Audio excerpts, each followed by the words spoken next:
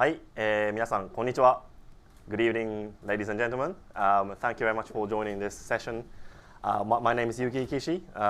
I'm working at a company called Plug and Play Japan as FinTech director. Today, this session is Guide to the Tokyo Startup Ecosystem, and we have three amazing panelists alongside with me. So let me quickly introduce one by one. So starting off, we have Watanabe-san.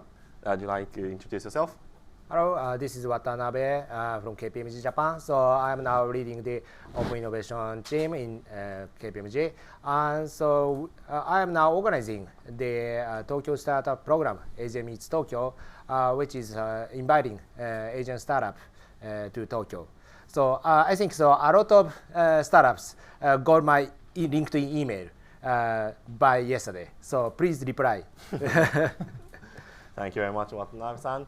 And next, we have Shibata-san from FINOLAB. Shibata-san, please. Hello, this is Makoto Shibata from FINOLAB. I'm managing the community of FINOLAB, which is consisting of 50 startups and also 16 corporate members. And we try to support these startups to grow. And at the same time, we try to connect these corporate members with startups to pursue their open innovation initiatives. So I guess we can talk a lot about FinTech community here in Tokyo. Thank you very much, Shibata-san. And last but not least, we have Paul Chapman from Moneytree. Thanks, Kishi-san. Hi, I'm Paul Chapman, founder and CEO of Moneytree. We're a Japanese FinTech startup based in Tokyo. We're a member of FINOLAB. We work with KPMG as our auditor. We also work with the major banks in providing them access to customer data with the customer's consent. We're the largest such platform in Japan. We have over 60 enterprise clients. We support 2,700 discrete data sources. I can safely say we were one of the Generation 1 FinTech companies in Japan. As a co-founder of our company is one of the founders of the FinTech Association of Japan. And yeah, we've been really glad to be a part of the community as things have gone from kind of 0 to 1 in the last 5 years. Thank you, Paul.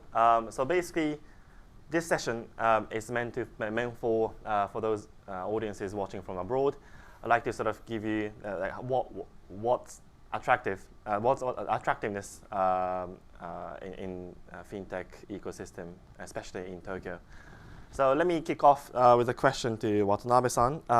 So you've mentioned that you are now helping this Tokyo FinTech Accelerator program in Japan. So from a perspective, why Tokyo, and what's great about this FinTech? Yeah. So of course, Tokyo is the world's safest city.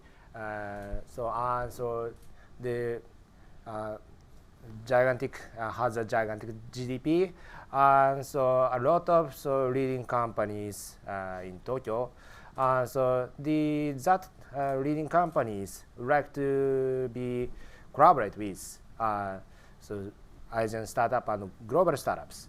So of course we are now focusing in Asia Meets Tokyo. So we are focusing on Asian startup.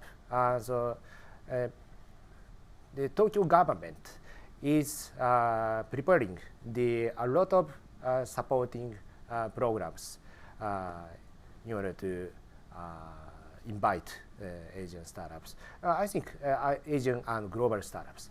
So I think this is very beneficial for startups who like to expand their business in Japan. So this is recent why in Tokyo, I think.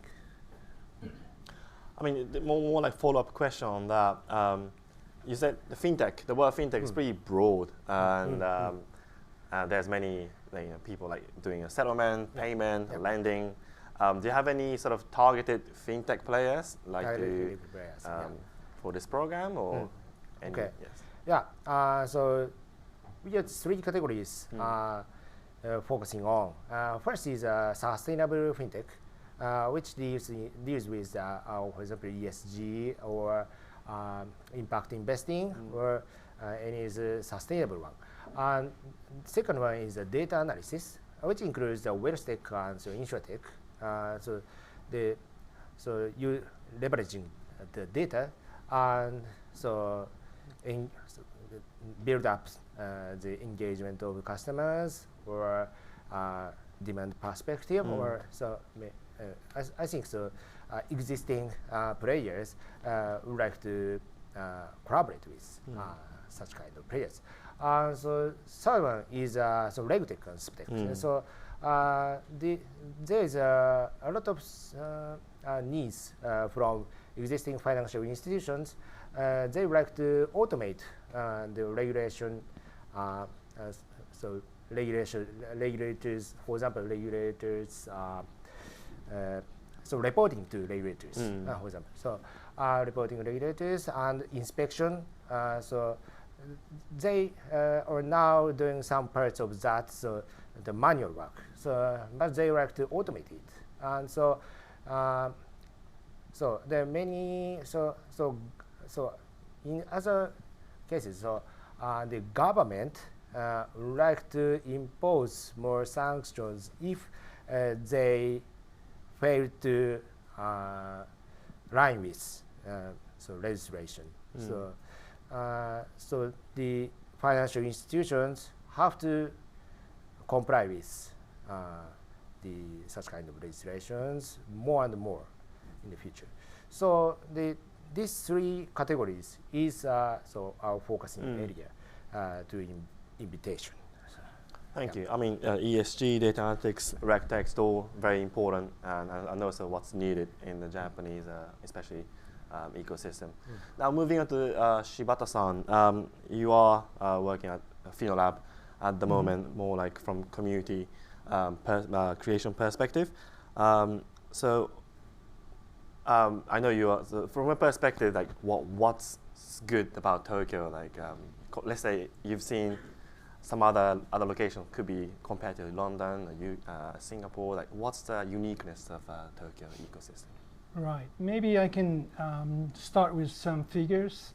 We have like more than 500 startups now. When Paul-san started his business, we could barely count the fintech startups, but now we have more than 500, and it's quite difficult to keep track of. And also, there are more than 100 head offices of financial institution in Tokyo, and also there are like more than 50 innovation labs in Tokyo. And I think these figures shows that the fintech environment in Tokyo is something significant. And it's not only these figures, but also the community aspect of Tokyo is something to notice. And now we are seeing different communities growing. So my FINOLAB is one of the main fintech communities, but also Kishi-san's Plug and Play have a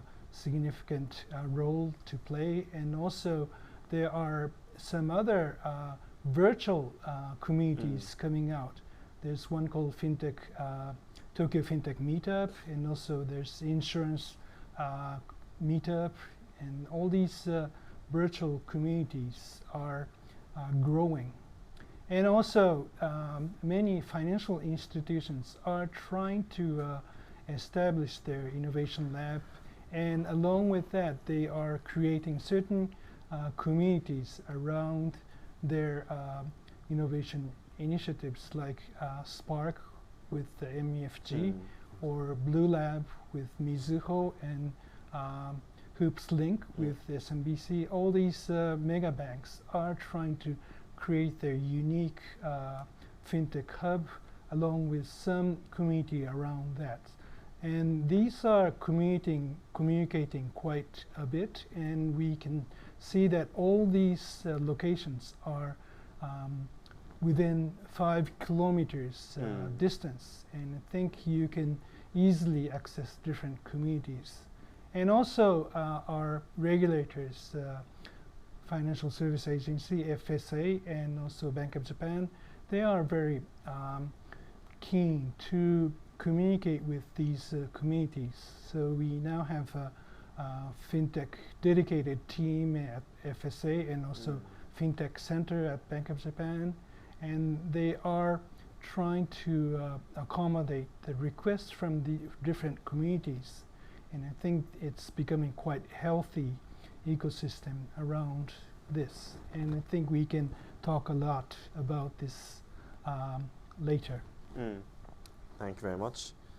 And to Paul, like from a startup perspective, why Tokyo? Well, Kishi-san, up until as recently as 5 or 6 years ago, the market here was still really characterized by a lot of closed doors. Or doors you didn't know where to find them. They were hidden. Like you had to say the right thing to the right person, and they would show you the door. However, that has changed remarkably in such a short period of time. So when we were a seed company, a Series A company, it was, I would say, a miracle that we got as far as we did. We were lucky, we were ignorant, so we didn't know we shouldn't try this, and we did. But in that time, very many things have changed. So access to investors has changed considerably. You no longer have to have gone to school with someone to get investment from them. You can just go to an accelerator, or you can meet them at a FinTech networking event. The doors are much more open. So too in finding clients. If you want to work with other FinTechs, that's easy. But if you want to work with the biggest banks or the biggest insurance companies, and insurance is a hard one. It's an industry that's really bound up by a lot of regulation. They don't have a lot of room to move. But yet they're looking for all these things to do. I know that there's some big insurers that work with plug and play. So these are companies that now, once upon a time, and I would say the first time I met a C-level of a major credit card company here, that was the last time I met one as well. But since then I've met C-levels from banks, insurance companies. What I've found is that there's been a changing of the guard. So people who once upon a time just didn't get technology, now you've got banks like MUFG, so Mitsubishi UFJ, SMBC, where the top person in each of those banks is not just savvy about IT, they're investing heavily into it. They also happen to be two of our clients. But this just goes to show that even someone like me from Australia, and we are a Japanese company, but clearly I'm not from Japan. If I can do it, then people from overseas can do it too. That said, there are still challenges. It's not at the stage of New York or Singapore or London, but that's an opportunity as well because it's not overexposed. Because we've gone from closed doors to open doors, well, now there are these doors which aren't really busy, that they're waiting for people to come and try. So that's the opportunity for startups right now. Also, I love living in Tokyo, that helps. Great. Nice, yes, Shibata-san. Right, and I guess I can point out, since I've been in this industry for many years, now that large financial institutions are forced to change their culture. I mean, they need to bring in digital elements or innovation elements.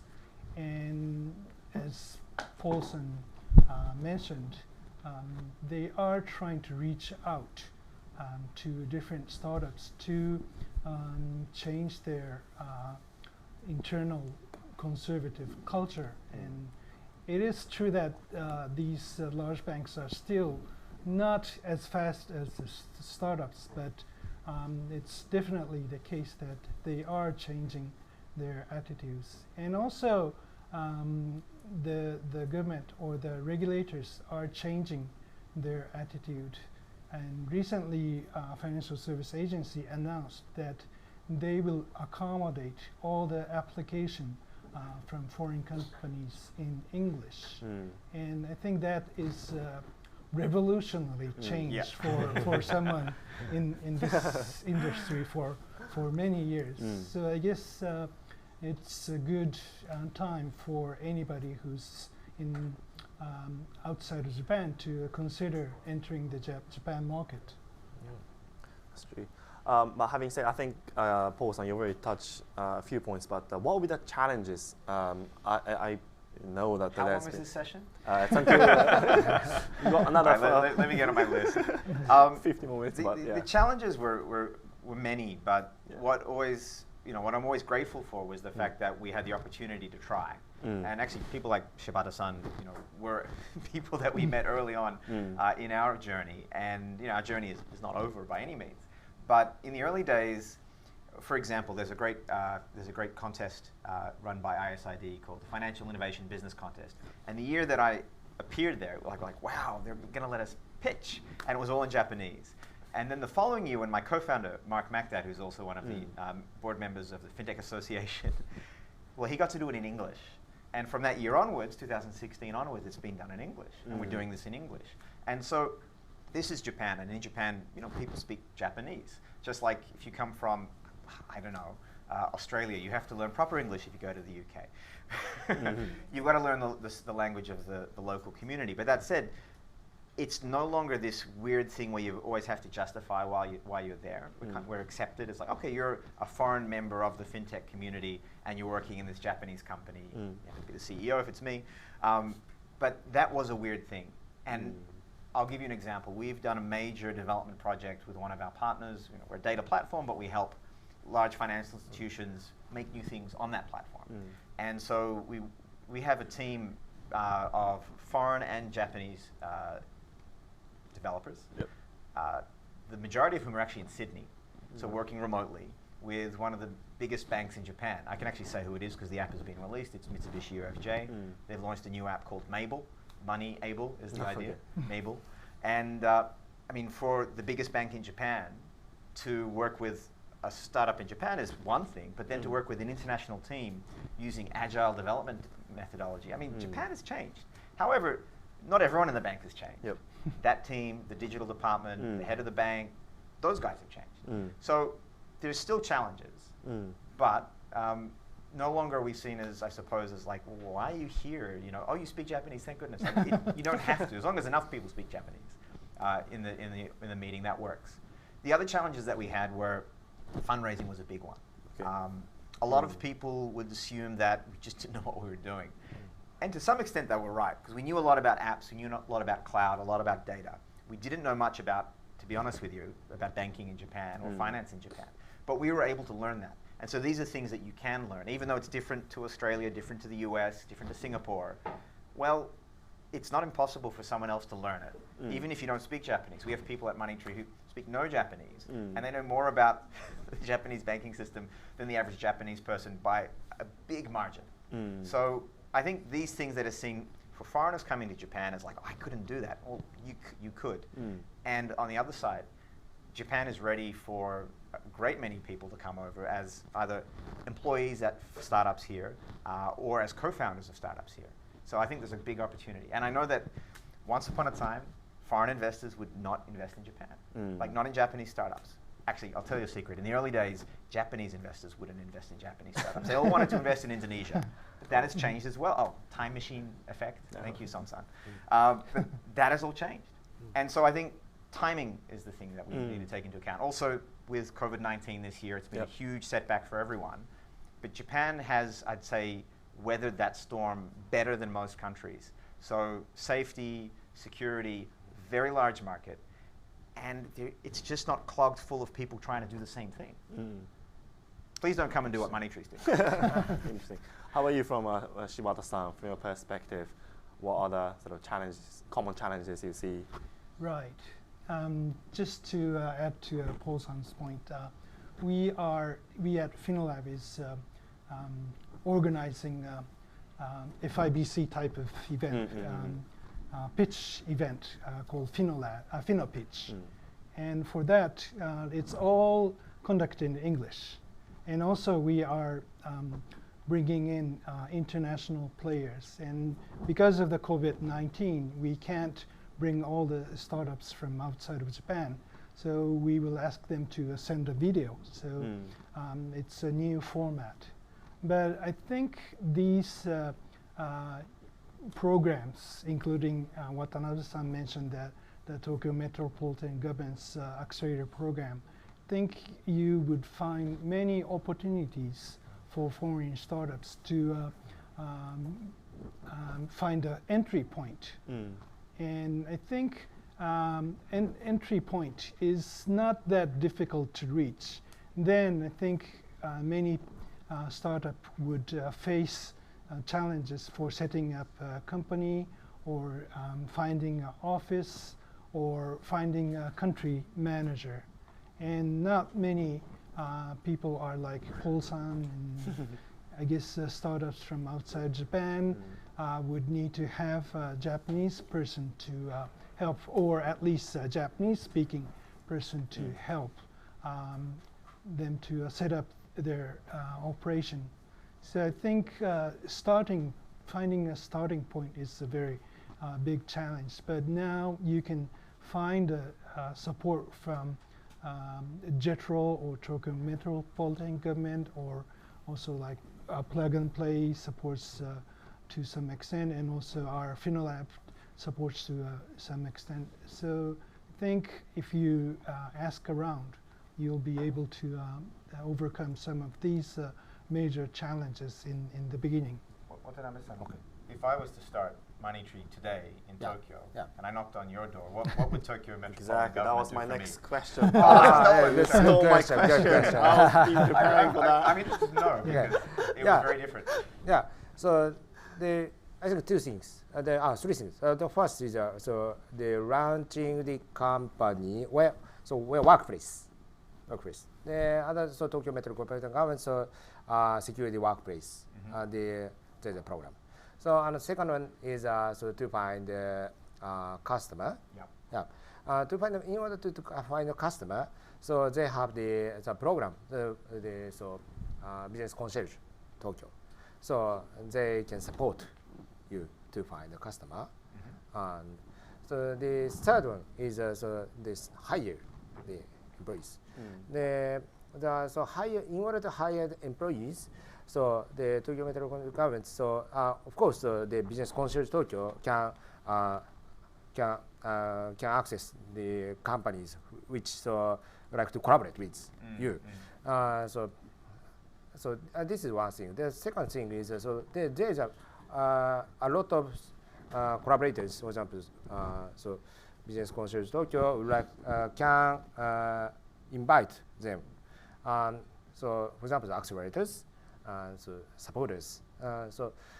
That kind of supporters support the foreign companies, hire the employment, or before the hire, but they have to operate the business. The specialists can support them. So I think it's good. That's great. So from day one, you can get a place to work. Is that right? The workplace. Yeah. And then in terms of sort of registrations and government-related things like having to go to the city office, the ward office, that kind of stuff, they can help with administrative and with hiring as well. That's very different to what we had in the early days. That's great. And even the Tokyo Metropolitan Government gives a subsidy for someone who is setting up a new financial service-related company. Maybe I should start. Yeah, new one. On the side. New one. And maybe we can ask Kishi-san about his experience at Plug and Play, how they are helping foreign startups to come to Japan market. Yes, so hello everyone once again. I'm Yuki from Plug and Play. So what we do is we are innovation platform whereby we try to bridge the gap between the startups and corporates, and we like to do business matchmaking. And we headquartered in Silicon Valley. Now we have different offices globally. So that's why we are leveraging our global networks to bring startups from outside and then trying to help and support the Japan entry strategy. And your question, yes, so what have I seen so far is surprisingly, to be honest with you, we do receive, we have received many applications from overseas.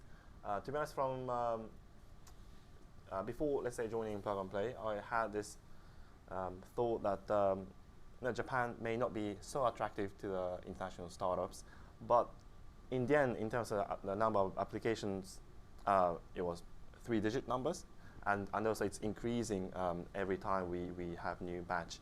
So, which is, I think, Shibata-san, you already mentioned that, but I think one of the reasons why that we do receive such a great number of applications is because not only Plug and Play, but also the all the stakeholders around these fintech ecosystems. So of course we have KPMG, FINOLAB, and also Moneytree, as well as we have regulators supporting and also large corporates doing more open innovations. So I think whole this ecosystem itself is attracting more startups, especially from overseas as well. So that's my observations at the moment. So I think we have a few more minutes left. So I'd like to ask the final question to each of you. Like, what would be your advice for those audience watching this session? And yes, maybe one or two comments. Yeah. Maybe starting with Watanabe-san. Okay, so the Japanese situation is very changing. So not only financial institutions, but also the non-financial companies would like to collaborate with fintechs, fintech startups. For example, our Tokyo Metropolitan Government program. There are over 10 mentors. So the half is a financial institution, the half is non-financial institution. For example, electric maker, for example, Sony and Mitsubishi Electric, and so the SI company, for example, TIS, and the other one is the VC's global brain, and so the other one is the data vendor Quick. So there is a non-financial institutions, but they like to collaborate with overseas startups, so in order to expand their business. Yeah. So I think there is a very big opportunity in Japan is now arising. So in terms of fundraising and collaboration. So please apply to the program, and of course after the program, so they are now open to startups. So. Thank you, Watanabe-san. Shibata-san, one or two advice. Yeah, now the buzzword in Japan is digital transformation, just like any place in the world. But after the COVID-19, I think many people started to realize that there are many paperworks or manual processes, and especially financial institutions now are trying to change their processes in order to digitalize their main part of the financial service. So if you are working with financial institution, or even if you're offering the service to general public, I think this is a good chance to come to Japan, and the government is also advocating the digital initiatives. They have just announced to open up a digital agency soon. So if you're anything to do with digital, please come to Japan. Thank you. Thank you. And last but not least, Paul-san. Thanks, Yuki. So we have a couple of things that have happened recently, and something coming up that will make it the right time to come to Japan in the next 12 months. So open banking started this year. We have basically API access to read data from every bank in Japan. That infrastructure is available. Moneytree can provide it to you as well. But that's the starting point. Next year, we believe that I'll try and get this translation right. I think it's the Financial Services Brokerage Law. So this will allow non-financial institutions to sell and promote financial products. So this is a huge, shall we say, what's the word in English? Deregulation. Deregulation. Sometimes I forget my English. A huge point of deregulation for the market here. So what you're going to see is this sort of Cambrian explosion. I remember the word Cambrian. This huge explosion of non-financial institutions who have huge customer bases wanting to get into that space, and they need tools, they need know-how, and they need help with the digital channel. And these are all things that founders who are starting a business in Japan or bringing their startup from overseas to Japan can offer. And as I said before, we are not inundated, we're not saturated with competition. At the moment in the fintech space, we have a few hundred companies, but we have actually less than Australia, but we have almost 6 times the population. So the opportunity, open banking, the Financial Services Brokerage Law at the end of next year, and the fact that Japan is more open for business than it ever has been for fintech and for startups, get here in the next 12 months. Thank you, Paul-san. And with that, I'd like to close the session. So today we had three amazing panelists. So one from accelerator perspective, one from community perspective, one from startup perspective. And hopefully those audience watching this, you had some takeaways. And I believe that if you like to get connected, please send us any LinkedIn message, anything. So hope to speak to you soon. Thank you very much.